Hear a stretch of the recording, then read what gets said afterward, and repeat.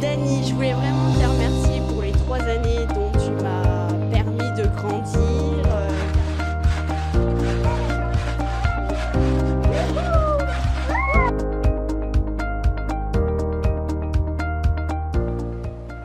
Sharing this story is not easy for me, but I think it's important because it might help you if you are going through a difficult phase at work, or you feel marginalized, you have lost your confidence, you're suffering.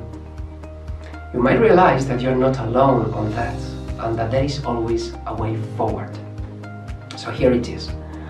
Once upon a time, 2014, I was a successful operations director working for an international industrial group, and I was based in Madrid, Spain. The facilities were cool, modern, I was close to my friends, to my family. I had a lot of joy at work, I was engaged. Till that day, where my boss and HR big guy called me for a meeting to tell me that they no longer count with my services. I was basically being fired from that job. I felt shocked, deeply hurt. At the time, I couldn't understand the reasons, and my confidence was shattered to pieces.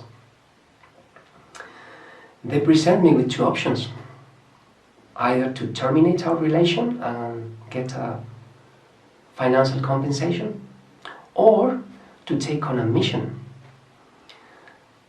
to be the director of a company in a different division based in North France, and that company had all kind of problems. Losing money, operationals, everybody was unhappy about that company and they didn't know what to do with it. It was so bad. So I asked for a few days to consider, and I went to the company to make an assessment. When I arrived, it felt like being in Mordor. Everything was dark, dirty, old. The factory was like a piece of junk. It felt like a shithole. Everything was a mess. It was so overwhelming that at lunchtime I escaped because I needed some fresh air. And I bumped into a church. I'm not a religious person, but I went in anyway. I was desperate. So I just cried and I asked for help. Please, God, please, universe, send me a signal.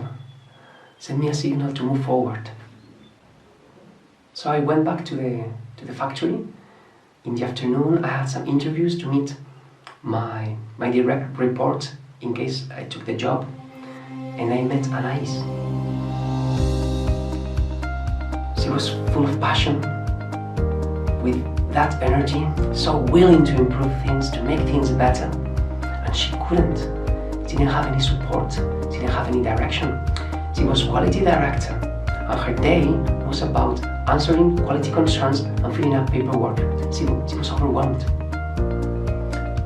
Then something clicked inside myself, and I connected with my purpose. My purpose in life is releasing people to glow. And I could picture myself leading that project and becoming a mentor for Anais. And I could see her growing, glowing, bringing the change she wanted to bring. And I went back to the shop floor, and this time I didn't look at the processes, I talked to the people in the lines. And I could feel that same energy, this willingness. They really cared about the company.